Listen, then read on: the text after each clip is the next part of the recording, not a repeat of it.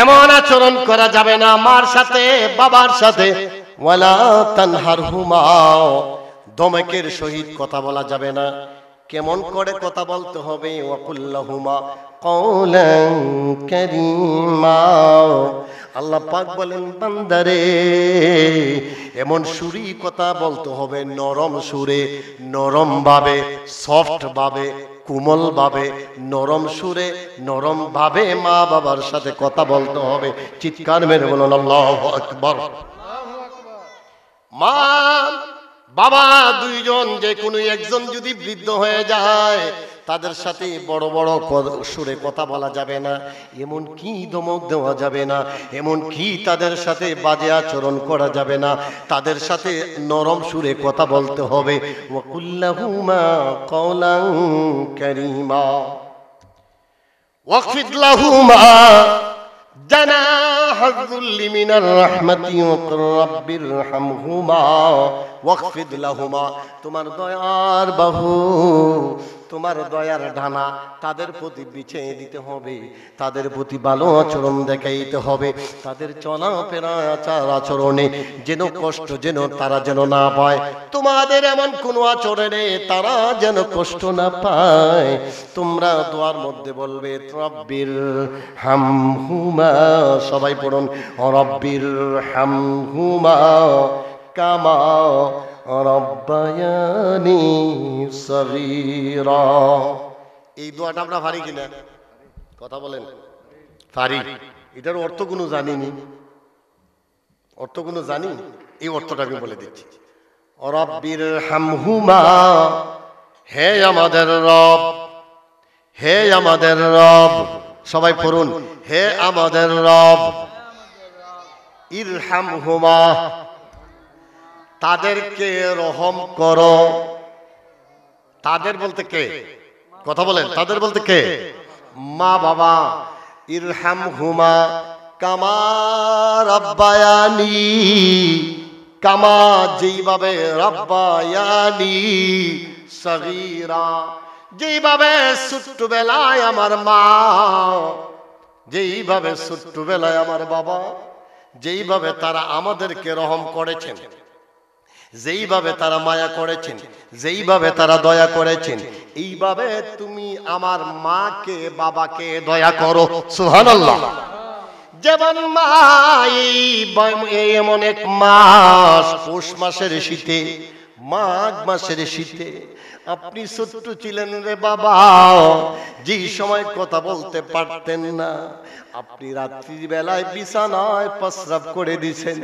মাঘ মাসের শীতে মামা এই আপনার বিছানায় প্রস্রাব করা, এই প্রস্রাবের মধ্যে শুয়ে গেছে, কিন্তু ওই মা বিছানায় শুয়ে গেছে কোন জায়গায়? প্রস্রাবের মধ্যে, কিন্তু তোমারে এমন জায়গায় রাখছে, উপরে দিছে একটা, একটার পরে একটা তৈলা, একটার পরে একটা কিছু বিছানা, কিন্তু যেন জায়গাটা গরম থাকে, তারপরও দেখা যায় গরম হয় না। তোমার ওই মা বিছানায় এমন জায়গায়, প্রস্রাবের মধ্যে পানি, এখানে কিন্তু কষ্টে আছে মা। ওই সময় সন্তানটাকে যখন আর বাঁচাইতে পারে না, সাথে সাথে বুকের উপরে উঠে দিছে, বুকের উপরে উঠায় কম্বল জড়ায়, মা তো আর নড়ে না, মা তো আর চড়ে না, মা তো আর লড়ে না, কারণ নড়লে বাচ্চাটার ঘুম ভেঙে যাবে। ওই মা যেইভাবে আল্লাহ পাক আমাদেরকে শিখে গেছেন, দুনিয়ার মানুষ এইভাবে খোদার দরবারে দোয়া করো, রব্বির হামহুমা, হে আমাদের রব, ইরহাম করো, রহম করো, কামা রাব্বায়ানি, যেইভাবে তারা আমাদেরকে লালন পালন করেছে, যেইভাবে আমার বাবা চৈত্র মাসের গরমের মধ্যে কষ্ট করিয়া বাজার থেকে আমার জন্য বাজার করে নিয়ে আসছে, আমি হাঁটতে পারি না, আমার হাতে ধরে হাঁটাটা শিখিয়ে দিয়েছে, যেই বাবা কষ্ট করে আমার জন্য এত কিছু করলো। ও আল্লাহ, যেইভাবে তারা আমারে ছোটবেলায় লালন পালন করছে, এইভাবে তুমি আমার মাকে, আমার বাবাকে তুমি লালন পালন করো। এমন আল্লাহ রাসূলের আশিক কেমন প্রেমিক, উনার বাড়ি এমন দেশে করুণ এলাকায়। ওয়াইস করুনি রাদিয়াল্লাহু তাআলা আনহু আল্লাহর নবীজির কাছে চিঠি লিখলেন, ইয়া রাসূলুল্লাহ, ইয়া হাবিবাল্লাহ, আমার মা ঘরে আছে, আমার মা অসুস্থ, আমি আপনার সাথে দেখা করতে চাই, কিন্তু আমার মা তো অসুস্থ, আমার মা নড়াচড়া করতে পারেন না, আমার মার সেবা যত্ন করতে হয় গো রাসূল।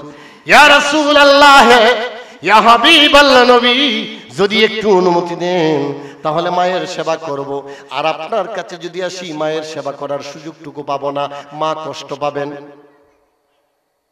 আল্লাহর নবী শুনে, হ্যাঁ ওয়াজ করুনি, তুমি চিন্তা করার কোনো কারণ নাই, তুমি একটা কাজ করো রে, একটা কাজ করো, তুমি মার সেবা যত্ন করো, আমার কাছে আসার দরকার নাই, যখন প্রয়োজন হবে মার যখন যা দরকার হবে মা তুমি তোমার সেবা শুশ্রূষা করো, যা কিছু প্রয়োজন রাত্রে হতে পারে, দিনে হতে পারে, দুপুরে হতে পারে, রাত্রির মধ্যখানে হতে পারে, মা যেন বিছানায় যেহেতু পড়ে গেছে, মা কোন সময় প্রস্রাব করে দিবে, মা কোন সময় বিছানায় কিছু করে ফেলবে, মা কোন সময় বিছানা থেকে পড়ে যাবে, ওই মা যেন কষ্ট না পায়, আমার কাছে আসার দরকার নাই। চিল্লায় বলেন সুবহানাল্লাহ।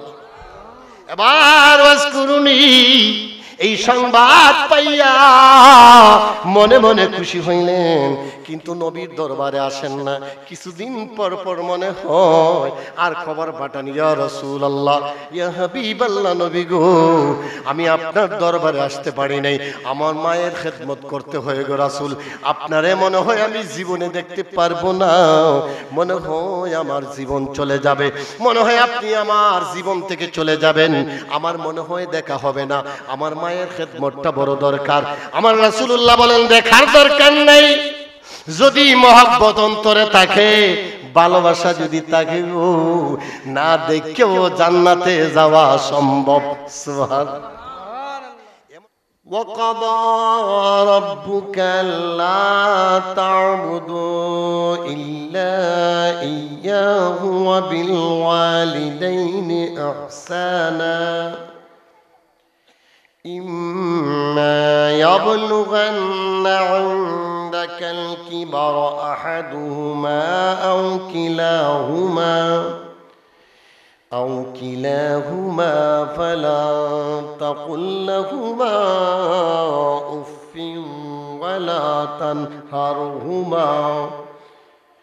ولا تنهرهما وقل لهما قولا كريما واخفض لهما جناح الذل من الرحمة وقل رب ارحمهما كما ربياني صغيرا। চিৎকার মেরে বলুন আল্লাহু আকবার। এই ঘোষণাটি কার? এই কোরআন নাযিল হয়েছে আজ থেকে 100 বছর আগে নয়, 200 বছর আগে নয়, 300 বছর আগে নয়, 400 বছর আগে নয়। এই কোরআন আল্লাহ পাক আল্লাহর নবীর উপরে নাযিল করেছেন আজ থেকে 1400 বছর পূর্বে। কত শত? 1400 বছর পূর্বে। আল্লাহ পাক ইরশাদ ফরমান, ওয়াকাদা, অবশ্যই নির্ধারণ করেছেন, রব্বুকা, তোমার প্রভু, তোমার রব, ফয়সালা করেছেন, নির্ধারণ করেছেন, ফয়সালা করেছেন, নির্ধারণ করেছেন। ফয়সালা এবং নির্ধারণ কোন সময় হয়? একটা জিনিসকে যাচাই করা হয়, বাছাই করে ফয়সালা দেওয়া হয়, নির্বাচন করা হয়, নির্ধারণ করা হয়। একটা বিষয়ের উপরে গবেষণা করে আল্লাহ পাক রব্বুল আলামিন বান্দাদের জন্য যা দরকার, উপযোগী, উপকার, এমন এক বিষয় নির্ধারণ করে দিয়েছেন আমার আল্লাহ পাক রব্বুল আলামিন। ওয়াকাদা, আল্লাহ পাক এখানে ফয়সালা করেছেন, নির্ধারণ করেছেন তোমার প্রভু আল্লাহ তা'বুদু ইল্লা ইয়াহু, আল্লাহ ছাড়া কারো ইবাদত করো না। ইবাদত, বندگی, জিকির, আজকার, তাসবিহ, তাহলিল, নামাজ, রোজা, বندگی যা কিছু করি কার জন্য? আল্লাহর জন্য। আমরা নামাজ পড়ি কোনো মানুষকে দেখানোর জন্য নয়, কোনো মানুষকে খুশি করার জন্য নয়, একমাত্র কেবলমাত্র শুধুমাত্র আল্লাহ পাককে খুশি করার জন্যই আমাদের ইবাদত। ঠিক কিনা বলুন? আল্লাহ পাক রব্বুল আলামিন বলেন, বন্ধু আমার, হাবিব আমার, দোস্ত আমার, বন্ধু গো, আমি আল্লাহ ফয়সালা করে দিয়েছি, নির্ধারণ করে দিয়েছি, লা তা'বুদু ইল্লা ইয়াহু ওয়া বিল ওয়ালিদাইনি ইহসানা। রে আমার বান্দা যারা আছো, আমার নবীকে আল্লাহ পাক ঘোষণা করেছেন, তার মানে নবীর ঘোষণা, নবীর সাথে কথা, নবীর সাথে কথা মানে নবীকে যে ওয়াজ নসিহত করতেছেন আমাদেরকে বলার জন্য, আমাদেরকে জানায় দেওয়ার জন্য বলতেছেন, লা তা'বুদু ইল্লা ইয়াহু ওয়া বিল ওয়ালিদাইনি ইহসানা। আল্লাহ পাকের ইবাদত করবে, কোনো শিরিক করা যাবে না, ইল্লা ইয়াহু ওয়া বিল ওয়ালিদাইনি ইহসানা, মা এবং বাবার প্রতি সদাচরণ করতে হবে। আদেশটি কার? কথা বলেন, আদেশটি কার?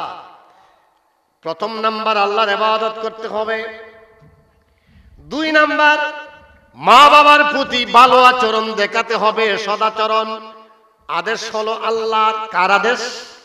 তাহলে আল্লাহর আদেশ যেখানে, মা বাবার প্রতি ভালো আচরণ দেখানো এটা সুন্নত নয়, শুধু ওয়াজিব নয়, ওয়াজিব নয়, মুস্তাহাব নয়, নফল নয়, বরং যেইভাবে আল্লাহর ইবাদত করতে হবে ঠিক যেমন ফরজ, ঠিক তেমনি ভাবে মা বাবার আদেশ রক্ষা করা, মা বাবার সাথে ভালো আচরণ করাও ফরজ। চিৎকার মেরে বলুন আল্লাহু আকবার।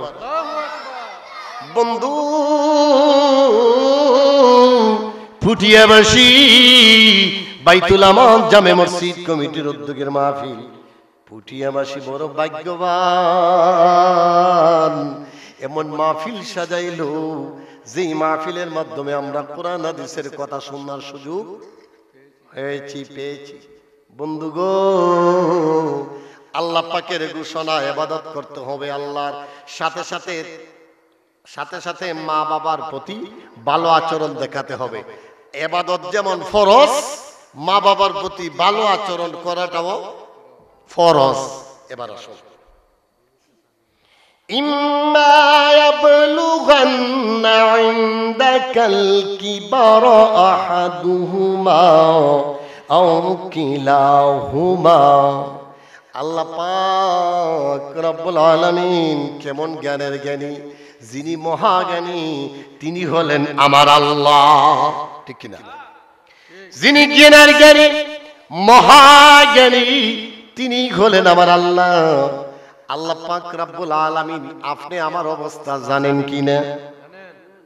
জানেন বিদায় আমাদের জন্য এমন ব্যবস্থা করে রাখছেন। বান্দারে, কোন বান্দা তার মা বাবাকে মানবে না, কোন সময় জানি মানবে না, এটাও আল্লাহ জানেন কিনা। এই জন্য আল্লাহ নসিহত করতেছেন, বান্দারে, ইম্মা ইয়াবলুগান্না ইনদাকাল কিবার আহাদুহুমা, যদি তোমাদের মা, যদি তোমাদের বাবা, তোমরা জীবিত থাকা অবস্থায় তোমাদের মা, তোমাদের বাবা যদি বৃদ্ধ বয়সে পৌঁছেন, কোন বয়সে? কথা বলতে হবে, কোন বয়সে? বৃদ্ধ বয়সে যদি পৌঁছেন তখন ওয়াজ। এর আগের কথা, অর্থাৎ এই সময়ের গুরুত্ব দিয়েছেন।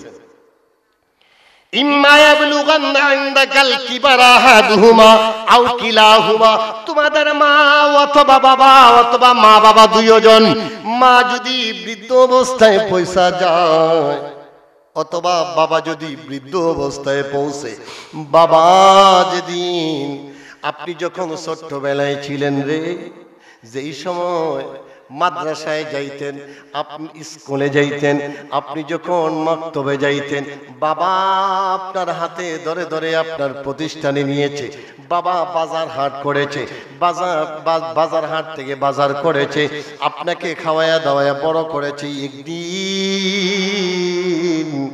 বাবা বৃদ্ধ হয়ে গেল। বাবা যেদিন বৃদ্ধ হয়ে গেল, আপনি তখন জওয়ান যুবক।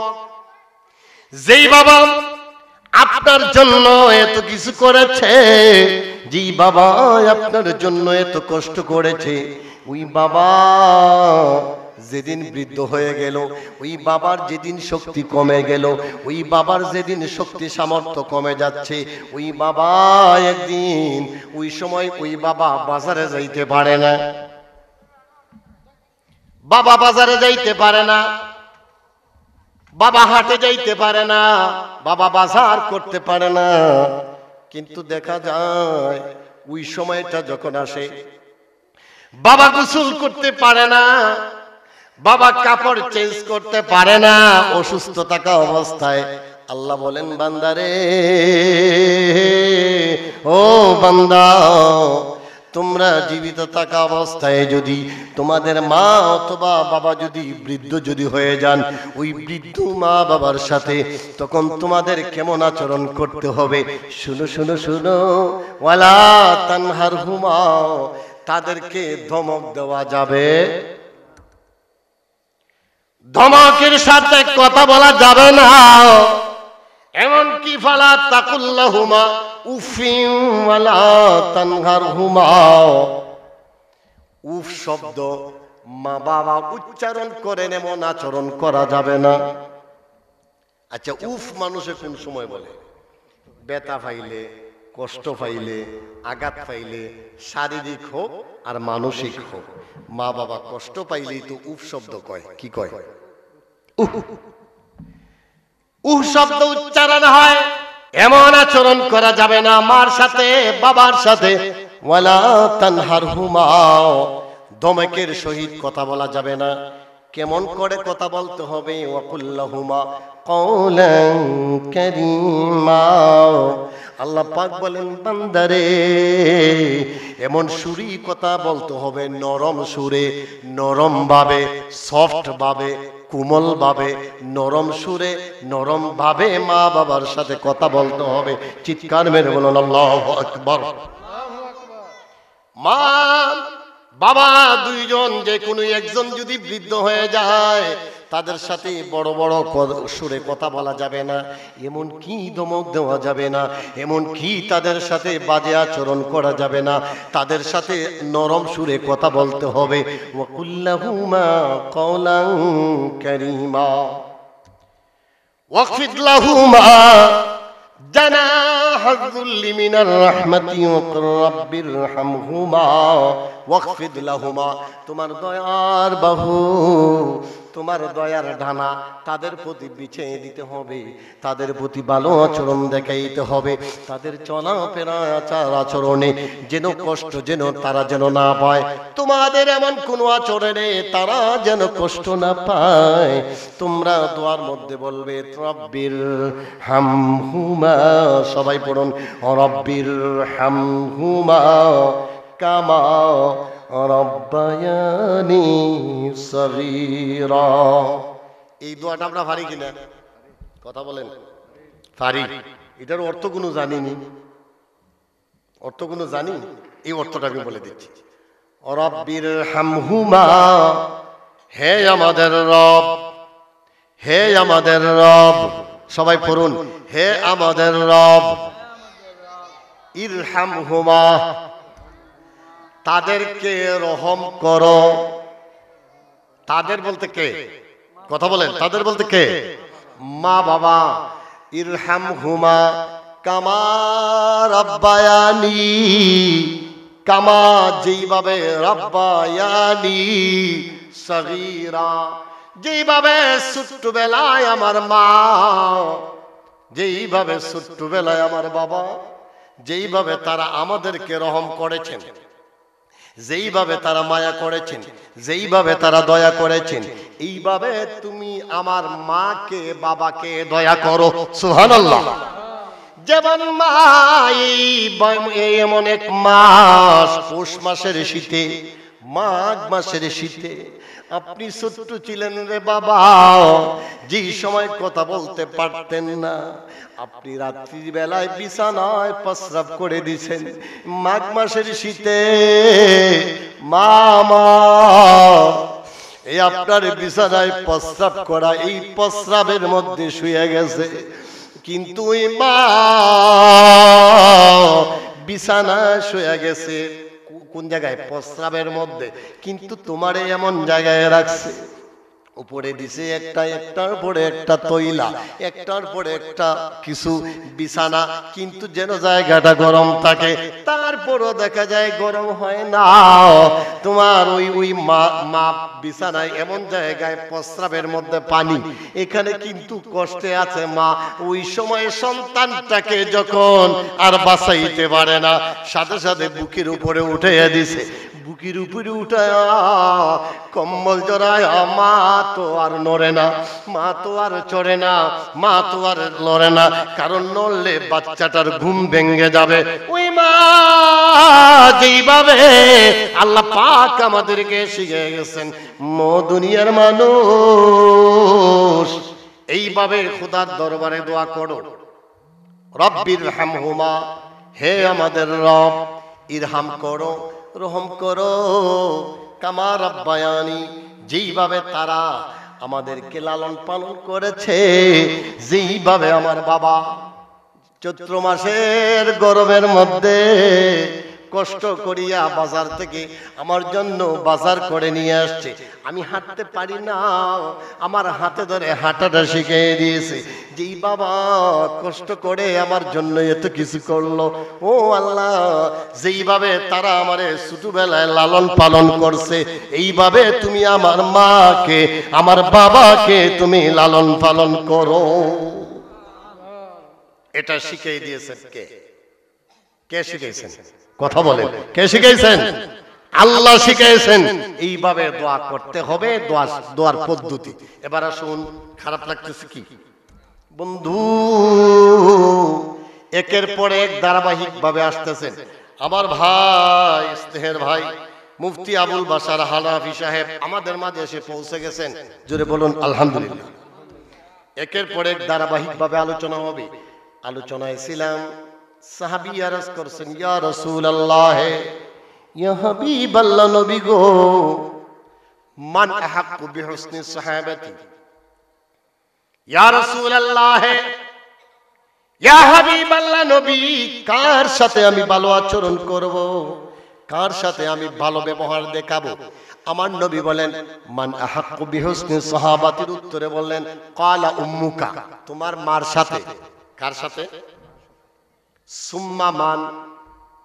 তারপরে আবার সাহাবী প্রশ্ন করেন, ইয়া রাসূলুল্লাহ, ইয়া হাবিবাল্লাহ, কার সাথে আমি ভালো আচরণ দেখাবো? এবার রাসূলুল্লাহ বলেন, ক্বালা উম্মুকা, তোমার মা। দুই নাম্বার প্রশ্ন। আবার তৃতীয় নাম্বার সাহাবী জিজ্ঞেস করেন, ইয়া রাসূলুল্লাহ, ইয়া হাবিবাল্লাহ, নবী গো, মান আহাক্কু বিহুসনি সাহাবাতি, কার সাথে ভালো আচরণ করব? আমার নবী বলেন, ক্বালা উম্মুকা, তোমার মা। কয়বার বললেন? কথা বললেন কয়বার? 3 বার। চতুর্থবারে আমার সাহাবী নাসুরবান্দা ছাড়েন না, ইয়া রাসূলুল্লাহ সুম্মা মান, তারপরে কার সাথে ভালো আচরণ করব? আমার নবী বলেন, ক্বালা আবুকা, তোমার পিতা। তাহলে বোঝা যায় মা এবং বাবার মধ্যে মায়ের অধিকারটা বেশি দিয়েছেন, মায়ের দায়িত্ব বেশি বুঝাইয়েছেন, মার জন্য সিম্পেথি বেশি বুঝাইয়েছেন, মায়ের জন্য ভালোবাসাটা বেশি বুঝাইয়েছেন। 3 বার বলেছেন, একদিকে আব্বা একবার বলেছেন। বৈষম্য নয়, বৈষম্য নয়। আপনারা বলবেন হঠাৎ করে এটা বৈষম্য করলো নাকি? না, আল্লাহর বিচার সঠিক বিচার। কি বলেন? আল্লাহ কি টাকা গায়ে বিচার করে? আলাইসাল্লাহু বিআকামিল হাকিমিন, আল্লাহ সর্বশ্রেষ্ঠ বিচারকের বিচারক নয় কি? দুনিয়ার সমস্ত বিচারক টাকা খায়া বিচার করতে পারে গো, করতে পারে, কিন্তু আমার আল্লাহ পাক রব্বুল আলামিনের বিচারের মধ্যে কোনো ভেজাল নাই, সঠিক বিচার। ঠিক কিনা বলুন? আল্লাহ কিন্তু বললেন এখানে তিনবার, বাবার কথা বললেন একবার, তিনবার বললেন মায়ের কথা কয়বার? হুজুর বুঝাইয়া দেন গো, তিনবার কেন বললেন? কারণ আছে, কারণ আছে। যে মা সেই বাবা সব কিছু বাদ দিলাম রে, একদিন দুই দিন নয়, 1 মাস 2 মাস নয়, 10টা মাস তোমারে গর্ভের ভিতরে রাখিয়া একটার পরে একটা আঘাতের উপরে আঘাত, তোমার যখন তোমার আস্তে আস্তে যখন মায়ের গর্ভের মধ্যে বড় হইতেছো, বড় হইতেছো, বড় হইতেছো, 1 মাস 2 মাস 3 মাস যায়, 3 মাস 4 মাস যাওয়ার পর পর যখন তার বাচ্চার হাত আসে, পা আসে, তারপরে বাচ্চাটা লাফালাফি করে, মাঝে মধ্যে অনেক সময় লাথি মারে। হঠাৎ করে দেখি ওই মা বিছানা থেকে লাফ দিয়ে উঠতে যায়। সুবহানাল্লাহ। হুজুর দেখেছি আমার মাজা লাফ দিয়ে উঠছেন, আমি তো দেখি নাই, কিন্তু আমার 2টা সন্তান হয়েছে। হঠাৎ দেখি আমার পাশে আমার স্ত্রী ঘুমে। ব্যাপার কি গো? অন্তঃসত্ত্বা স্ত্রী, আমার সন্তান তার গর্ভে আছে। হঠাৎ করে দেখি রাত্রি গভীর হয়ে গেলে আমার স্ত্রী ঘুম থেকে উঠে বসে যায়। ব্যাপার কি, তুমি বসা কেন ঠান্ডায়? কই বুঝাতে পারবো না। বলে কেন? বলে পেটের বাচ্চাটা লাথি মেরেছে। হঠাৎ করে আমি ধৈর্য ধরতে পারি নাই, হঠাৎ করে আমার ঘুম ভেঙে গেছে, আমি উঠে বসে গেছি। এমন আমি চিন্তা করলাম পেটের ভিতরে যদি আপনার স্বাভাবিক একটা ব্যথা বেদনা হয়, ঠিক তেমনি ভাবে একটু চিন্তা করুন, গবেষণা করুন বাইরা, আপনার পেটের ভিতরে যদি কোনো একটা কিছু থাকে, টিউমারের মতন সাধারণ কোনো একটা জিনিস, আপনার আঘাতে আপনার হঠাৎ নড়াচড়ায় আপনার কষ্ট হবে কিনা? কথা বলেন। কিন্তু ওই সন্তান মায়ের পেটের ভিতরে ইচ্ছা মতো লাফালাফি দৌড়াদৌড়ি করেছে, লাফালাফি দৌড়াদৌড়ি করে। একটা সন্তানের জন্য অপরাধ না, এটা হলো সুস্থ থাকার লক্ষণ। কি সুস্থ থাকার? অনেক সময় ডাক্তার বলে মা মা মা আপনার সন্তান নড়াচড়া আসেনি, কয় নড়াচড়া আছে। নড়াচড়া থাকলে বোঝা যায় বাচ্চাটা সুস্থ আছে। কি বলেন? বাচ্চাটা সুস্থ আছে। 8 মাস 9 মাস যখন হয়ে যায়, বাচ্চা যদি নড়াচড়া করে না, তখন বোঝা যায় কোনো অসুবিধায় অথবা মারাও যাইতে পারে। কিন্তু দেখা যায় একটা বাচ্চা সুস্থ থাকার জন্য ওই পেটের ভিতরে লাথি মেরেছে, কষ্ট পেয়েছে। আমি দেখি নাই সত্যি কি আমরা মায়ের গর্ভে ছিলাম কিনা? কথা বলেন। ও বাবা, ও বন্ধু, আপনাদের 2টি পায়ে ধরে কথা বলতে যাচ্ছি। যারা দাড়ি ফাঁকে গেছে, যারা মুরব্বী বাবা হয়ে গেছেন, আপনারাও একদিন ছোট্ট ছিলেন গো, একদিন আপনার মায়ের গর্ভের ভিতরে ছিলেন, মায়ের রেহেমের মধ্যে ছিলেন, আপনিও লাথি মেরেছেন, বিশ্বাস আসেনি? কথা বলেন। যদি একটু বিশ্বাস হয় তাহলে চিন্তা করে দেখুন গো, গর্ভে কষ্টের পর কষ্ট, কষ্টের পর কষ্ট, কষ্টের পরে কষ্ট সহ্য করে তারপরে যখন পৃথিবীর জমিনে আপনি যখন আলো বাতাস পাইলেন, 1 দিন 2 দিন 3 দিন নয়, 2টা বছর পর্যন্ত মায়ের দুধ পান করেছেন। ঠিক কিনা?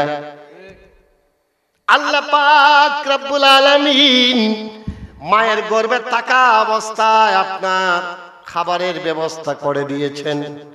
খাবার খাইছেন মায়ের পেটের ভিতরে থেকে, মায়ের নারের সাথে আপনার এই খাবারের কানেকশনটা ছিল।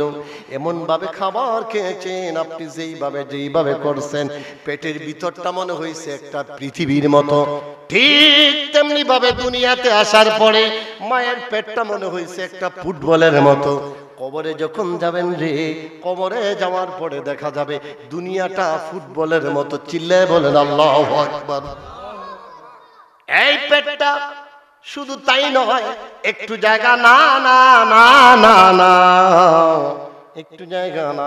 আমার আল্লাহ পাক রব্বুল আলামিন মায়ের গর্ভের ভিতরে এমন অবস্থা করে রাখছেন, যখন ঠান্ডা দরকার, যখন গরম দরকার, ঠান্ডার সময় বাচ্চার কথা চিন্তা করে মা গোসল পর্যন্ত করে না। ঠিক কিনা বলুন? মা ঠান্ডা কিছু খায় না, যদি খায় বাচ্চার ঠান্ডা লেগে যাবে। মা মা ঠান্ডা কিছু খেতে চায় না, কারণ বাচ্চার কষ্ট হয়ে যাবে, এই জন্য ঠান্ডা কিছু খাইতে চায় না। বাচ্চার যদি কষ্ট হয়ে যায়, দিনের পর দিন গেছে, ঠিক নেই? এই জন্য মার কষ্ট বেশি, বাবার কষ্ট যে নাই এমন না, কিন্তু মায়ের কষ্টটা 3 বার বলেছেন বেশি। সুবহানাল্লাহ। তার মানে 3 বার বেশি, মানে 3 বার হকের উপরে যখন কথা বলছেন, কার প্রতি ভালো আচরণ করবে তখন মায়ের কথা বলেছেন 3 বার, একবার বাবার কথা। এবার আসুন, মা বাবার প্রতি ভালো আচরণ দেখাইতে হবে। হুকুমটি কার? কথা বলেন, হুকুমটি কার? ওয়াইসকুরুনি নাম শুনে না এমন এমন মানুষ আসেনি কেন? ওয়াইসকুরুনি নাম শুনছেন না এমন কোন মানুষ আছে? নাম শুনছেন, তার মানে সবাই নাম শুনছেন। ওয়াইস ছিলেন কবে? এমন আল্লাহর রাসূলের আশিক, কেমন প্রেমিক, উনার বাড়ি এমন দেশে করুণ এলাকায়। ওয়াইসকুরুনি রাদিয়াল্লাহু তাআলা আনহু আল্লাহর নবীজির কাছে চিঠি লিখলেন, ইয়া রাসূলুল্লাহ, ইয়া হাবিবাল্লাহ, আমার মা ঘরে আছে, আমার মা অসুস্থ, আমি আপনার সাথে দেখা করতে চাই, কিন্তু আমার মা তো অসুস্থ, আমার মা নড়াচড়া করতে পারেন না, আমার মার সেবা যত্ন করতে হয় গো রাসূল। ইয়া রাসূলুল্লাহ, ইয়া হাবিবাল্লাহ নবী, যদি একটু অনুমতি দেন তাহলে মায়ের সেবা করব। আর আপনার কাছে যদি আসি, মায়ের সেবা করার সুযোগটুকু পাবো না, মা কষ্ট পাবেন। আল্লাহর নবী শুনে, হে ওয়াইসকুরুনি, তুমি চিন্তা করার কোনো কারণ নাই, তুমি একটা কাজ করো রে, একটা কাজ করো, তুমি মা আমার সেবা যত্ন করো, আমার কাছে আসার দরকার নাই, যখন প্রয়োজন হবে মার, যখন যা দরকার হবে মা তুমি তোমার সেবা শুশ্রূষা করো, যা কিছু প্রয়োজন, রাত্রে হতে পারে, দিনে হতে পারে, দুপুরে হতে পারে, রাত্রির মধ্যখানে হতে পারে, মা যেন বিছানায় যেহেতু পড়ে গেছে, মা কোন সময় প্রস্রাব করে দিবে, মা কোন সময় বিছানায় কিছু করে ফেলবে, মা কোন সময় বিছানা থেকে পড়ে যাবে, ওই মা যেন কষ্ট না পায়, আমার কাছে আসার দরকার নাই। চিল্লায়ে বলেন সুবহানাল্লাহ। এবার ওয়াইসকুরুনি এই সংবাদ পাইয়া মনে মনে খুশি হইলেন, কিন্তু নবীর দরবারে আসেন না। কিছুদিন পর পর মনে হয় আর খবর পাঠান, ইয়া রাসূলুল্লাহ, ইয়া হাবিবাল্লাহ নবী গো, আমি আপনার দরবারে আসতে পারি নাই, আমার মায়ের খেদমত করতে হয় গো রাসূল, আপনারে মনে হয় আমি জীবনে দেখতে পারবো না, মনে হয় আমার জীবন চলে যাবে, মনে হয় আপনি আমার জীবন থেকে চলে যাবেন, আমার মনে হয় দেখা হবে না, আমার মায়ের খেদমতটা বড় দরকার। আমার রাসূলুল্লাহ বলেন, দেখার দরকার নাই, যদি মহব্বত অন্তরে থাকে, ভালোবাসা যদি থাকে, ও না দেখেও জান্নাতে যাওয়া সম্ভব। সুবহানাল্লাহ। এমন লোক আছে, ও পুটিয়াবাসী গো, এমন লোক আছে যারা দেখে শূন্য বেয়াদবি করছে, আসেনি? আমার নবীর দরবারে আয়েশা হাজির, দেখেছে, শুনেছেন, কালমা পড়ছেন, তারপরে ঈমান নিয়ে যাইতে পারে নাই, অথবা কালমা পড়ে নাই, নবীর দরবারে আসছে, রাসূলুল্লাহকে দেখেছে, চেহারা মোবারকের দিকে তাকিয়ে আছে, রাসূলুল্লাহর চাচা, কেউ বলেছেন আবু তালেব, এমন অবস্থায় রাসূলুল্লাহর দরবারে হাজির। আবার রাসূলুল্লাহর দরবারে হাজির, কিন্তু ঈমান নিয়ে কবরে যাইতে পারেন না, ঈমান নিয়ে কবরে যাইতে পারেন নাই। কেন যাইতে পারেন নাই? কারণ ওনার কপালে নসিবে, কি বলে নসিবে, আরে ভাই মক্কার মানুষও হজ, কি মক্কার মানুষও হজ পায় না, তা বুঝেন নাই? কপালে যদি থাকা লাগবে, কি বলেন? দেখেন আপনি, এই পুটিয়া গ্রামে মাহফিল হয়েছে, যারা আসছেন তারা বড় ভাগ্যবান, যারা আসছেন, অনেক মানুষ আসতে পারে নাই, এটা কপালে থাকা লাগবে কিনা, কথা বলেন? আরে ভাই এমন সুস্থ মানুষ আছে, কয় বাসাত বইয়া এই খানটারে একটু সজাগ কইরা কই দিছি, হুজুর কি ওয়াজ করে যে ঠান্ডা, ঘুমাইয়া ঘুমাইয়া থাকি, এমন মুসল্লি আসেনি। কিন্তু এই ঠান্ডাকে, আরামের ঘুমকে হারাম করে যারা আসছেন, যারা আসতেছেন, তারা বড় ভাগ্যবান। এবার আসুন, খারাপ লাগতেছে কি? আল্লাহর নবীর দরবারে সাহাবী আরজ করছেন, ইয়া রাসূলুল্লাহ, ও আল্লাহর নবী, যারা মা বাবাকে দুনিয়ায় সেবা যত্ন করতে পারলো না, মা বাবার বাধ্যগত সন্তান হতে পারলো না, মা বাবার খেদমত যারা করতে পারলো না, কবরে চলে গেছেন, হুজুর এখন ব্যবস্থা কিছু আসেনি? বুঝেন নাই? মা বাবার খেদমত করতে পারলো না, মা বাবার খেদমত করতে পারা হয় নাই, সুযোগ হয় নাই, কিন্তু মা কবরে, বাবা কবরে।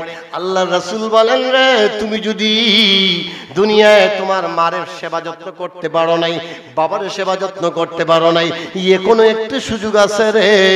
তুমি যদি মার জন্য ইস্তেগফার করো, ক্ষমা প্রার্থনা করো, বেশি বেশি কবর জিয়ারত করো, তাদের জন্য আল্লাহর কাছে মাফ চাও, তাহলে তোমাকে নেককার বান্দা হিসেবে লেখা হবে, তাহলে তোমাকে সালেহ বান্দা হিসেবে লেখা হবে, মা বাবার বাধ্য সন্তান হিসেবে লেখা হবে। তাহলে একটা উসিলা আছে, কথা বলেন। আমরা যারা বয়স হয়ে গেছে, আমার মাকে হারাইলাম, বয়স হয়ে গেছে আমার বাবাকে হারাইলাম, কিন্তু দুনিয়ার জমিনে থাকতে বেশি আদর করতে পারি নাই, বেয়াদবি করেছি। একটা পথ আছে, কি বলেন? একটা পথ আছে কিনা? কথা বলেন। একটা পথ আছে। কি করতে হবে? মার জন্য, বাবার জন্য ইসালে সব অনুষ্ঠান করতে হবে। মায়ের জন্য, বাবার জন্য ইসালে সব একাকি করেন, মানুষ নিয়ে করেন, আলেম নিয়ে করেন, মাজলিস সাজায় করেন। মার কবরের পাশে যাইয়া, বাবার কবরের পাশে যাইয়া সূরাতুল ফাতিহা, সূরাতুল ইখলাস শরীফ, সূরাতুল ইয়াসিন শরীফ এগুলি তেলাওয়াত করে করে, সূরা মুলক তেলাওয়াত করে করে যদি আর মার জন্য, বাবার জন্য যদি একটি দোয়া করেন, হতে পারে ও আপনার এই দোয়ার কারণে মা বাবা জান্নাতি। সুবহানাল্লাহ। তাহলে একটা সুযোগ আছে না নাই? আছে। এবার শুনুন, পৃথিবীতে আপনি অপরাধ করছেন, ধরেন চুরি করছেন, ডাকাতি করছেন, রাহাজানি করছেন, বেবিচারি করছেন, অপরাধ করছেন। অপরাধ আমরা করিনি, কম বেশি করি না, জানায় অজানায়, ইচ্ছায় অনিচ্ছায়, মনের জল্পনা দ্বারা, কল্পনা দ্বারা, ইচ্ছায় অনিচ্ছায় আমরা করি কি না? কথা বলেন। ও ভাই, আমরা তো নবী না, নবীগণ মাসুম, নবীগণ মাসুম, নবীগণ নিষ্পাপ। আমরা এমন মুসলমান, আমরা গুনাহ করি, আল্লাহর কাছে চাই, আবার কেউ চাইও না, কিন্তু গুনাহ যে করি এটাও সত্য। কথা বলেন। অপরাধ আমরা করিনি। আল্লাহর নবী বলেন, যত অপরাধ করে না কেন, যত অপরাধ তুমি করো রে বান্দা, যত অপরাধ করো না কেন, সব অপরাধের শাস্তি দুনিয়ায় হয় না, কিছু কিছু শাস্তি কবরে হয়। আর মা বাবার সাথে যদি কেউ বেয়াদবি করে, দুনিয়া থাকতে তার শাস্তি হয়ে যায়, কবরে যেটা আছে এটা হইল রিজার্ভ। বুঝেন নাই? মার সাথে বেয়াদবি করেছেন, বাবার সাথে বেয়াদবি করেছেন, মার সাথে বেয়াদবি করার কারণে, বাবার সাথে বেয়াদবি করার কারণে এর রেজাল্ট কিন্তু পাবেন আপনি দুনিয়ায়। কবরে যাওয়ার আগে আগে দুনিয়ায় থাকতে কিন্তু রেজাল্ট পেয়ে যাবেন। এটা আর যেটা কবরে যেটা পাবেন, এটা হাসরে যেটা পাবেন, যেটা পরকালে পাবেন, এটা হলো আলাদা বাজেট, কিন্তু দুনিয়ায় শাস্তি পেয়ে যাবেন। কবরে যেটা আছে এটা আলাদা আলাদা, আর দুনিয়া যেটা এটা বোনাস পাইবেন, এটা পাইবেন, এটা পাইবে। মা বাবার সাথে অবাধ্য আচরণ করেছেন, দেখবেন জেতায় সেতায় যারা মার সাথে বাবার সাথে বাজে আচরণ করেছে, তারার শাস্তি দুনিয়ায় পেয়ে গেছে, দুনিয়ায় পেয়ে গেছে। বিভিন্নভাবে লাঞ্ছিত, অপমানিত, ঘৃণিত, বিভিন্নভাবে যেইভাবে পাওয়া দরকার সেইভাবে পেয়ে গেছে। হুজুর বন্ধু, আমরা এবার আসছি এমন এক মাহফিলে, যেই মাহফিলে আসে আমরা মা বাবার সম্পর্কে ওয়াজ শুনতেছি, খারাপ লাগে না ভালো লাগে? বন্ধু, আজকে আমরা বাবা গো, আগেও ছিলাম ছেলে, এখন হয়েছি বাবা, আমাদেরও সন্তান আছে, আমাদের উপরে কিছু দায়িত্ব আছে মা বাবার। না খালি ওই খালি ছেলে মেয়ে খালি মা বাপরে করবো, আর মা বাপে কি ছেলে মেয়ের কোনো দায়িত্ব নাই? আরে ভাই, আপনি পাইতে গেলে কিছু তো দিতে হবে, কিছু পাইতে গেলে কি হয়? কিছু দিতে হয়, কিছু কি করতে হয়? দিতে হয়। এবার আসুন, আমি যদি মা হই, আমি যদি বাবা হই, আমার কিছু দায়িত্ব আছে, অনেক বড় দায়িত্ব, বড় গুরু দায়িত্ব আছে। এবার শুনুন গো, আল্লাহর নবীর দরবারে বিভিন্ন জন বিভিন্ন প্রশ্ন করে, ইয়া রাসূলুল্লাহ, ইয়া হাবিবাল্লাহ, আমাদেরকে একটি গুরুত্বপূর্ণ ওয়াজ শোনান। আল্লাহর নবী এইভাবেই বলেন, শোনো শোনো শোনো, গুরুত্বপূর্ণ ওয়াজ হলো শিরিক করা যাবে না, আল্লাহর ইবাদত করবে, আর তুমি মা বাবার সাথে বাধ্যগত আচরণ করবে, নামাজ কায়েম করবে। তার মানে যত ইবাদত বন্দেগী হয়, ইবাদত বন্দেগী যেমন ফরজ, মা বাবার সাথে ভালো আচরণ করাটাও ফরজ। ঠিক কিনা বলুন? মা বাবার সাথে খারাপ আচরণ করা যাবে না। এবার আসুন, মা বাবার দোয়াই বলি, মা বাবার দোয়াই, মার সাথে ভালো আচরণ করেছেন, বাবার সাথে ভালো আচরণ করেছেন। এবার যদি মা যদি মুশরিকা হয়, মা মুশরিক, অথবা মা এমন কোন কাজের অর্ডার দিয়েছেন, বাবা এমন কোন কাজের অর্ডার দিয়েছেন, যদি ইসলাম বিরোধী হয়, তখন আপনি স্টপ থাকবেন, কিন্তু বেয়াদবি করা যাবে না। কথা বুঝাইতে পারছি? একটা সাবজেক্টের ভিতরে, যেহেতু অন্যদিকে আমি যাচ্ছি না। তার মানে মা বাবা যদি আপনাকে এমন বিষয় হুকুম দেন যে রে সন্তান, তুমি এই কথা মানতে হবে, তুমি এই কাজ করতে হবে, যেমন উদাহরণ দিলাম, বাবা রে, ও বাবা, তুমি মসজিদে যাও না, নামাজ পড়ো না, ধরেন তুমি নামাজ পড়ো না, এই কথা মা বাবার ভালো কথা না খারাপ কথা? কথাটা আমি বুঝাই। মা বাবা বলছেন, এই বাবা অথবা মা বলছেন যে তুমি নামাজ পড়বে না, এই মা বাবার কথাটা ভালো কথা না খারাপ কথা? খারাপ কথা। তুমি নামাজে যাও না, অবশ্যই এটা খারাপ, কিন্তু তখন তুমি ইসলামকে ডিলেট করবে না, যেইভাবেই হোক। তবে মার সাথেও, মার কথা মতো যদি নামাজ ছেড়ে দেয়, আরেকদিন মায় হইল কি, এই তুই কালমা ছেড়ে দে, তুই কালমা ছেড়ে দে, ইসলাম রে ত্যাগ কর, তখন আপনি কি করবেন? হাদিসে আছে, ইসলাম রে ত্যাগ করে। এখন কি করবে? আল্লাহর নবীর দরবারে সাহাবী আছেন, ইয়া রাসূলুল্লাহ, ইয়া হাবিবাল্লাহ, আমার মা মুশরিকা, আমাকে বিভিন্ন ভাবে বলেন আমি যেন ইসলাম রে ত্যাগ করি, আমি কেন ইসলামের ভিতরে আসছি? ইয়া রাসূলুল্লাহ, নবী গো, আমার কি করার আছে? আল্লাহর নবী বলেন, শোনো শোনো শোনো, তোমার এখন একটা দায়িত্ব আছে, তোমার মা, তোমার বাবার সাথে খারাপ আচরণ করা যাবে। কথা বুঝেন নাই? বুঝেন নাই? বুঝতেছেন? কথা বলতে হবে আমার সাথে। তার মানে মা অথবা বাবা বলছে তুই ইসলাম রে ত্যাগ কর। এবার আল্লাহর নবীর দরবারে হাজির, ইয়া রাসূলুল্লাহ, ইয়া হাবিবাল্লাহ, নবী গো, আমার মা আমার বাবা ইসলাম থেকে ত্যাগ করে, আমার মা মুশরিকা, বলছেন আমি কেন ইসলামের ভিতরে আসছি, আমাকে তিনি মাইর দিবেন, বলছেন যে উনি খাবেনই না, উনি খাবার খাবেন না, এখন আমি কি করি? আল্লাহর নবী বলেন, শোনো, কথাটা ইসলাম বিরোধী, তুমি ইসলাম রে ত্যাগ করতে পারবে না, তোমার মায়ের কথায় কিন্তু তোমার মায়ের সাথে বেয়াদবিও করা যাবে। কথা বুঝাইতে পারছি? মানে কথাটা হলো বেয়াদবিও করা যাবে না, ইসলাম ত্যাগও করা যাবে। কথা বুঝেন নাই? ইসলাম ত্যাগ করা যাবে না। তার মানে ইসলামটারে ফলো করতে হবে, ইসলামটাকে অনুসরণ করতে হবে। এবার আসুন, হুজুর মারে মানলাম, বাবারে মানলাম, হুজুর গো, মা এবং বাবা, আমি যেহেতু সন্তান আছিলাম, এখন মা বাবা মারা গেছেন, আমি যতটুকু করছি ভালো করছি, ধরেন এখন আপনি বাবা, সন্তানের প্রতি আপনার দায়িত্ব আছে না নাই? কথা বলেন, আছে না নাই? ও বাবারা, আল্লাহর নবীর হাদিস, ফাআবাওয়াহু ইহুদিয়ানিহি আও ইউনাসরানিহি আও ইউনাজিসানিহি, মা বাবা সন্তানরে ইহুদি বানায়, নাসারা বানায়, অগ্নি পূজক বানায়। একটা সন্তান জন্মগ্রহণ করার পরে মসজিদ চেনে না, মন্দির চেনে না, ফেগুড়া চেনে না, কোনটা কবর, কোনটা মন্দির, কোনটা কোনটা কোন জায়গায়, কোনটা ইসলাম, কোনটা বে ইসলাম, এটা সন্তান চিনে কিনা? চিনে না। একটা ছোট্ট বাচ্চা তারে শিখায়, ও বাচ্চা রে, এটা হলো আল্লাহর ঘর মসজিদ, এইদিকে যাইতে গেলে এইটা এমন একটা ঘর, যেই ঘরে মানুষ ঘুমাইলে ওযু না হইলেও চলে, কিন্তু এই ঘরে গেলে শরীর পবিত্র হইতে হয়। কথা বুঝেন নাই? মসজিদে এমনি ঢুকতে পারবেন না, মসজিদে ঢুকতে গেলে শরীর কি করতে হয়? পবিত্র রাখতে হয়। পবিত্র রাখার পরে আপনার ওযু করতে হয়। এইভাবে পবিত্র রাখিয়া আপনি যখন মসজিদে ঢুকবেন, এই কথাটা শিখাইয়া দিয়েছেন তিনি কে? মা না, মা এবং বাবা আপনাকে শিখিয়ে দিয়েছেন এটা মসজিদ, এটা মন্দির, এটা গুরুস্থান, মানব জীবনের শেষ ঠিকানা কবর।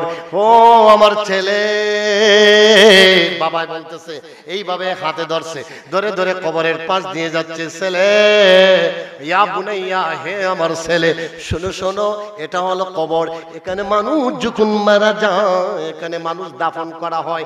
একদিন আল্লাহ পাক রব্বুল আলামিন ডাক দিবেন, তখন সময় উঠা হবে। কিছু একটা ওয়াজ করে, কোন ইমাম সাহেব যাইয়া ওয়াজ করে না, মা বাবাই তার সন্তানরে প্রথম ওয়াজ করে।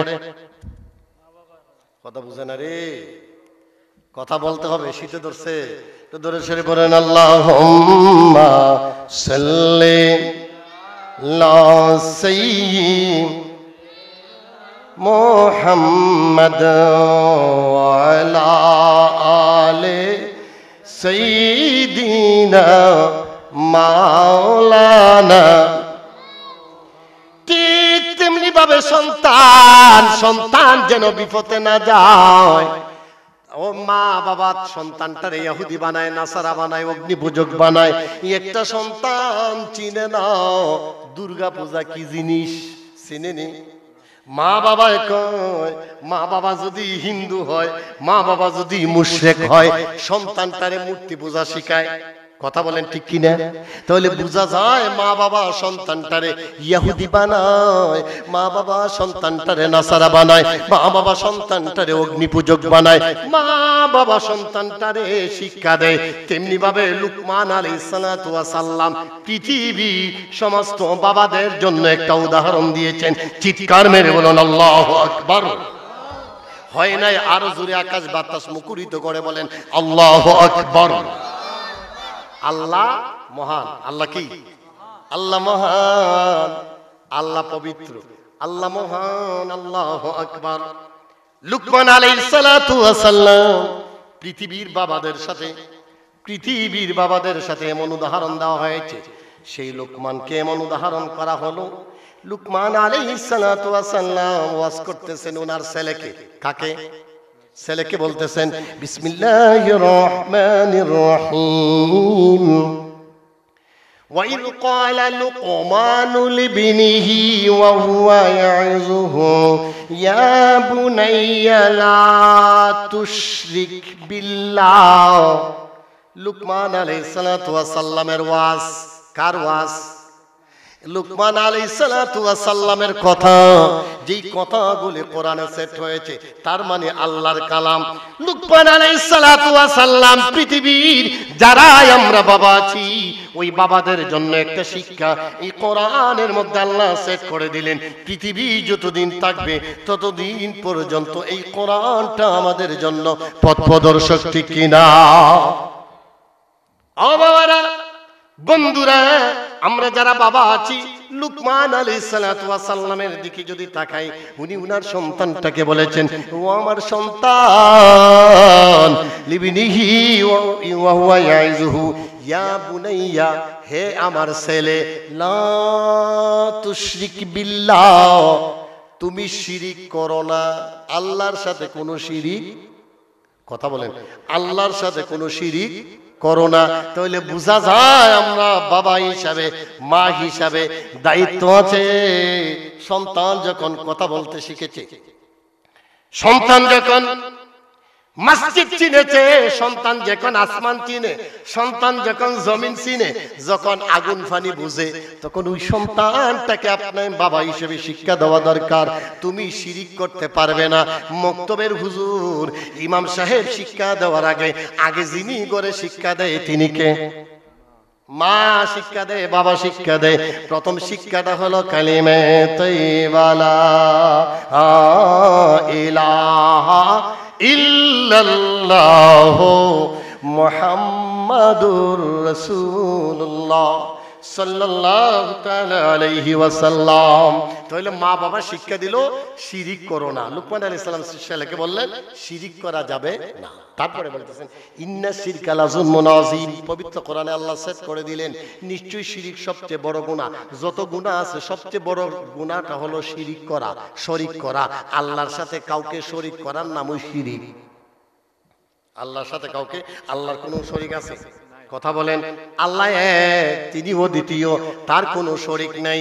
বাচ্চাকে, সন্তানকে শিক্ষা দিবেন রে বাবা আল্লাহ এক, তার কোনো শরীক নাই।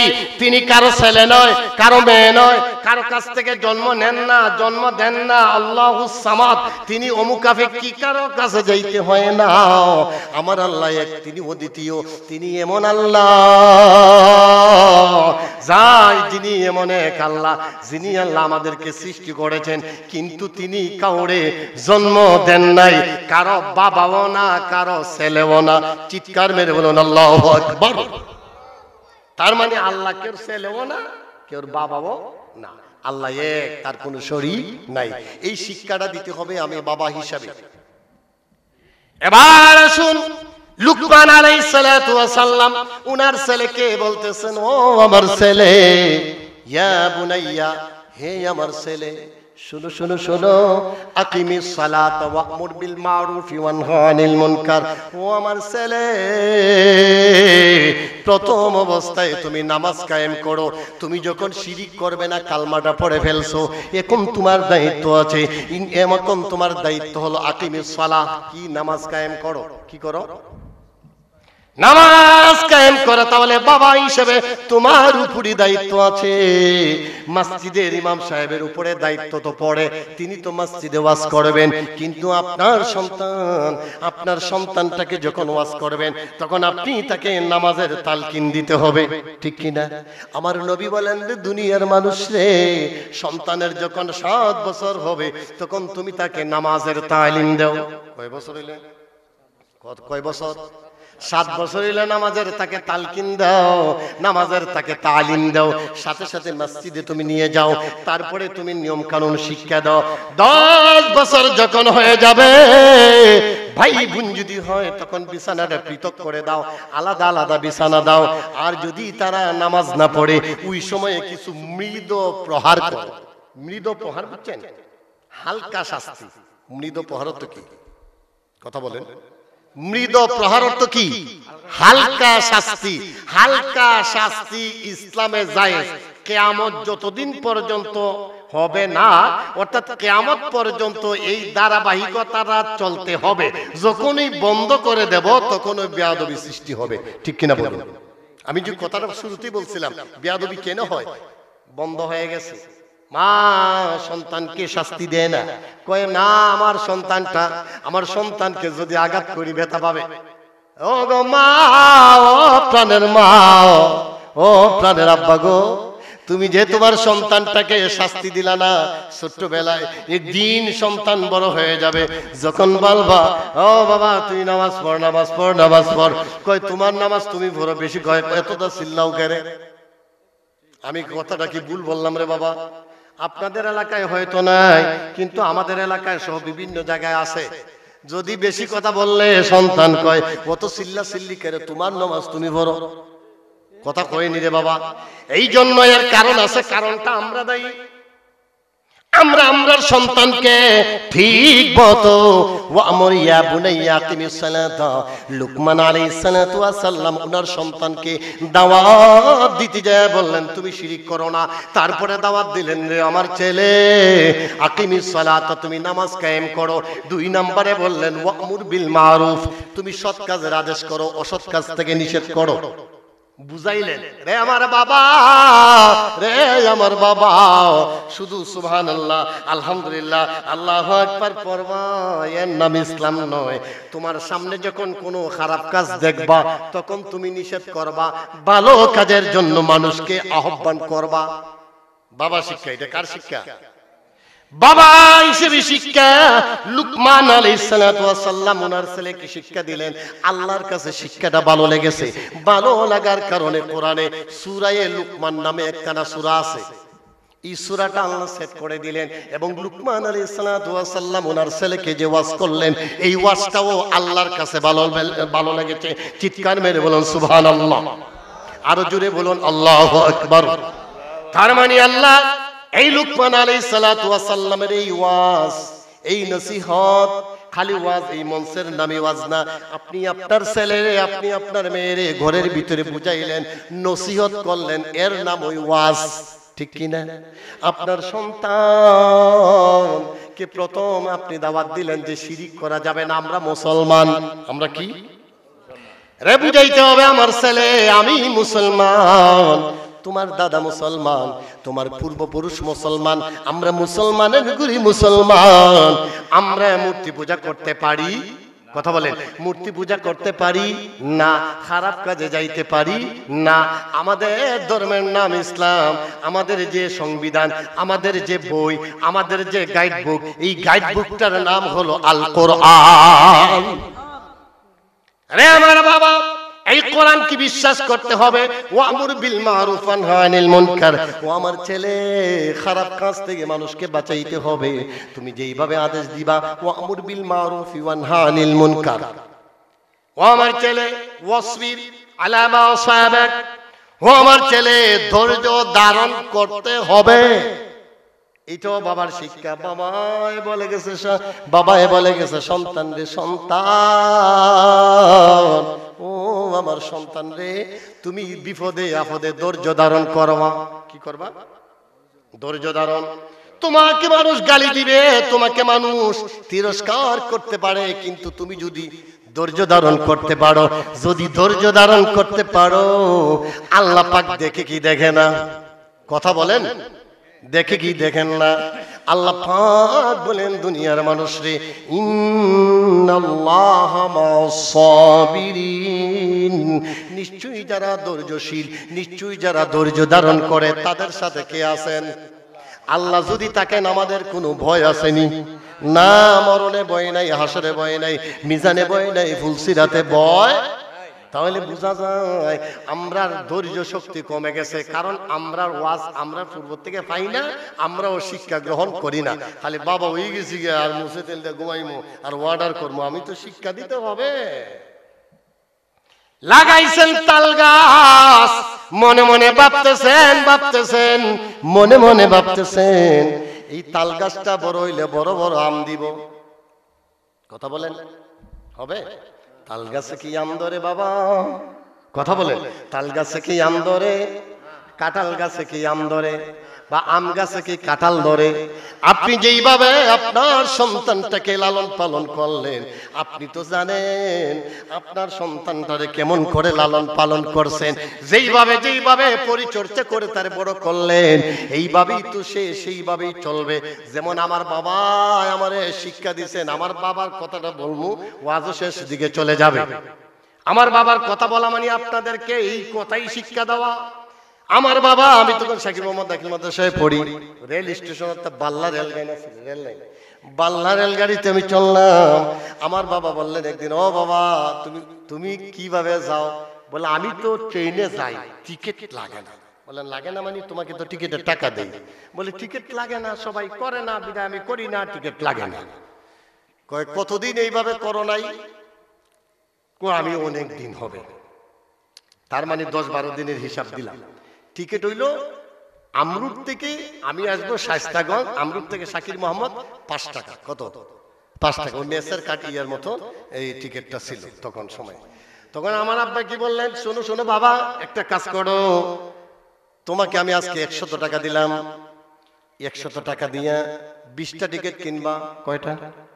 আমি কইলাম এক রেল স্টেশন করবা, ক্রয় করার পরে টিকিটগুলো ছিঁড়ে ফেলে দিবা, যেন কেউ ব্যবহার না করতে পারে, কারণ সরকারের টাকা তুমি খেয়েছো। বাবা রে, ও বাবা, এটার জন্য কিয়ামতের ময়দানে ধরা খেয়ে যেতে হবে রে আমার বাবা। আমাকে বলতেছে না আমার বাবা রে, ও আমার বাবা, জীবনে কোনোদিন এরকম করবা না। তোমাকে আমি টাকা দিয়েছি, তুমি এইগুলি করো নাই। তোমাকে তো আমি টিকিটের টাকা দিয়েছি, যেই বাবাই হোক তুমি খরচ করে ফেলেছো। টিকিট করো নাই, করো নাই, করো নাই, এটা সরকারের কোষাগারে জমা হবে। তুমি 100 টাকা দিয়ে 20টা টিকিট কিনবা। কয়টা? 20টা টিকিট কিনে তারপরে আমি সিঁড়ি ফেললাম, বললাম যে এইগুলি ছিঁড়ে ফেলছি, যেন কেউ ব্যবহার না করতে পারে। টাকাটা কে পাবে? সরকার। কে পাবে? সরকার। তার মানে এটা হলো বাবার শিক্ষা। কার শিক্ষা? আমার বাবার শিক্ষা। আমার বাবা আমাকে শিক্ষা দিয়েছেন। তাহলে বোঝা যায়, সময় হইলে নিয়ে আসবেন, অসুবিধা নেই। সময় হইলে নিয়ে আসবেন, অসুবিধা নেই। তাহলে বোঝা যায় যে কাজ আমার বাবা আমার শিক্ষা দিলেন, আমি শিক্ষা পাইলাম। আমি যেহেতু শিক্ষা পাইলাম, আমার জীবনে একটা শিক্ষা হয়েছে কিনা। আমি তখন সময় এত করে বুঝি নাই, কেন আমি সরকারের কাছে টাকা দিব? সরকারের টাকাই লাগে না, রেল স্টেশনে কেউ চেক করে না। আব্বারে কি ভূতে ধরছে? অথচ আব্বা তখনকার সময়ে উচ্চ শিক্ষিত মানুষ। তার মানে টেকনিক্যাল কলেজের প্রফেসর ছিলেন, আবার ফান্দাক দরবার শরীফের আব্দুস সত্তার নকশবন্দি মুজাদ্দিদ রহমাতুল্লাহ আলাইহি বিশিষ্ট মুরিদ ছিলেন। আমার আব্বা এই কথা বলার পরে আমার ভিতরে একটা জ্বালা শুরু হয়ে গেল। আমি বুঝলাম না। যখন আমার ভিতরে কোরআন হাদিসের ইলম ঢুকলো, তখন আমি বুঝলাম রে, আমার বাবার এই শিক্ষাটা তো আসল শিক্ষা। আমি তো টাকা দিছি সরকারের, ক্ষতি করছি সরকারের, টাকাও দিতে হবে কার? আমি দুনিয়া থেকে যদি হিসাব করে বেঁচে যাই, তাহলে আল্লাহর দরবারেও আমি বাঁচতে, কথা বুঝেন না, বাঁচতে। ও আমার বাবা, বন্ধুরা, আমি জগদীশপুর জামে মসজিদে নামাজ পড়াই। জগদীশপুর মসজিদে একদিন আলোচনা করতে যায় বললাম, রে বাবা, অনেক সময় মা ডাইল বসাইছে, ডাইল পাক বসাইছে। আমের দিনে আমের কোটি। মা তার সন্তানকে বলেছে, বাবা আমের কোটি নিয়ে আসো, ডাইলে দেবো, ডাইলটা টেস্টি হবে, মজা হবে। ডাইলে আমের কোটি দেয় কিনা? ও আমার মা, শুনেছি মহিলারাও আর শুনতেছেন, আমি এই কথা বলে যাই, হেদায়েতের মালিককে। আমার মারা এমনও মা আছেন, ডাইল বসাইছেন, সন্তানকে পাঠিয়ে দিয়েছেন, ও সন্তান একটু আমের কোটি নিয়ে আসো। আমের কোটির জন্য মাও জানে তার বাড়িতে আম গাছ নাই, মাও জানে তার বাড়িতে আম গাছ নাই। ওই সন্তান পাশের বাড়ি যায়, কার হুকুমে গেছে? কথা বলেন। মায়ের হুকুমে গেছে। এখন সন্তানের হুশ আছে, এত গাছে উঠতে মোটামুটি আগে পারতো ইটা দিয়া, এখন ইটা দিয়া ঢিল দিয়ে পারে নাই। এখন ওই সন্তান গাছে উঠে গেছে, গাছ থেকে উঠে সুন্দর করে আম নিয়ে আসছে। মায় তো আম দিকে বড় খুশি, সুন্দর করে ছেলে ডাইলে দিছে, সবাই খেয়েছে। ও গো প্রাণের মা, যা দিলেন হারাম দিলেন, যা খাইলেন হারাম খাইলেন। ডাইলে দিছেন, তারপরে হারাম রে জ্বালাইছেন, হারাম রে গলাইছেন, হারাম সবাই রে খাওয়াইছেন, ঠিক কিনা? ভাইরা আমার, বন্ধুরা আমার, ওয়াজ তো জীবনে অনেক শুনছেন, বাস্তব ওয়াজ মানুষ করতে চায় না। কারণ ওয়াজ করব কিভাবে? বক্তার বাজেট হইল 60,000। কত হাজার? 60,000-এর বক্তা যদি আমের ওয়াজ করে, তাহলে একটা ফেস্টিজ আছে কিনা? কারণ ফেস্টিজ আছে, তার মিনিটে 1000 ওয়াজ করতে হবে। চতুর্থ আকাশ, পঞ্চম আকাশ, সপ্তম আকাশ, ষষ্ঠ আকাশের। তারপরে মানুষ যখন বাড়ি যায়, কয় হুজুর এই তোমরা কি ওয়াজ শুনে? কয় বাবা রে, একটা ওয়াজ হইছে, ডাটা ওয়াজ। কয় কিসের ওয়াজ? কয় ওয়াজটা এমন ওয়াজ, সব ওয়াজ হইলে। বলে কের ওয়াজ শুনেছো? বলে এমন ওয়াজ শুনছি, সব ওয়াজ হইলো আকাশের। কের ওয়াজ? কয় যা ওয়াজ হইছে সব কের ওয়াজ হইছে। কথা বলেন, কের ওয়াজ? আকাশের ওয়াজ হয়েছে, জমিনের ওয়াজ হয় নাই। যা হয়েছে আকাশের ওয়াজ। বর্তমানে এই অবস্থা আছে কিনা? মানুষ ওয়াজে যায়, 60,000 টাকার বক্তার ওয়াজ, মিনিটে 1000। এই বেটায় যদি মা বাবার ওয়াজ করে, এই বেটায় যদি ডাইলের ওয়াজ করে, এই বেটায় যদি আমের ওয়াজ করে, তাহলে তার একটা ফেস্টিজ আছে না? আমি কি খারাপ কইছি রে ভাই? ও ভাই, আমি কি খারাপ কথা বললাম? আপনারা দেখতে পাইছেন আমার এই ভাই আলোচনা শুনলে বুঝতে পারবেন, আপনারা তো বসা থেকে খারাই যাবেন। নারায়ে তাকবীর। আরে হইছে না তো। নারায়ে তাকবীর, নারায়ে রিসালাত। হযরত মাওলানা আবুল বাশার হানাফি সাহেব। হয় না, এদিকে মনটা বেজার করে বসে আছে। ভাই তো আমি তো আলী ওয়াজ শুরু করছি, আসল ওয়াজ তো আমার ভাই করবে।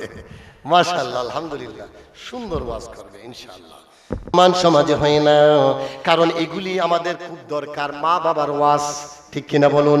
খালি আমরা বলি সন্তান মা বাবার খেদমত করব, সম্মান করব, সালাম দিব। মা বাবার বড় দায়িত্ব আছে সন্তানটাকে ইসলামের পথে রাখা। মা বাবার দায়িত্ব আছে সন্তানটাকে হক পথে রাখা। মা বাবার উপরে দায়িত্ব আছে। ও মা, ও বাবা, তুমি যে আমের জন্য পাঠাইছো, জানো তোমার আম গাছ নাই, পাশের বাড়ি থেকে আম নিয়ে আসছে, এটা চুরি করে আনছে কিনা? কথা বলেন। চুরি করে আনছে। এখন চুরি করা আম আইনিয়া ডাইলের মধ্যে দিয়া সবাইরে খাওয়াইলো, হারাম করলো না হালাল করলো? কথা বলেন। হারাম নিজেও খাইছে, তার সন্তানকেও বানাইছে। তাহলে এই ছেলেটা হারামজাদা হইল না হালাল জাদা হইল? হারামজাদা সন্তানে আপনার মারে কি ভালো কথা বলবে না খারাপ কথা বলবে? কথা বলেন। লাগাইছি তাল গাছ, ও কি বেল ধরবে তাল গাছে? আমি তো এটা বানাইছি তাল গাছ, তালি ধরবে। কি বলে? তাল গাছ বানাইছি, তালি ধরবে। আম গাছ দিছি, আম ধরবে, কাঁঠাল ধরবে না। আমি সন্তানটাকে তো বানাইলাম এভাবে। এই জন্য আমার উচিত, আমি মা হিসেবে, আমি বাবা হিসেবে উচিত, আমার সন্তানটাকে আমি হেফাজত করার দায়িত্ব আমি চালিয়ে যাব। ঠিক পথে রাখতে গেলে আমি মা হিসেবে, বাবা হিসেবে আমার দায়িত্ব আছে না নাই? কথা বলেন, আছে না নাই? অতএব প্রত্যেকটা মা বাবার উচিত আমি আমার সন্তানটাকে, মানে অর্থাৎ স্কুলে পড়ান, মাদ্রাসা পড়ান, ভার্সিটিতে পড়ান,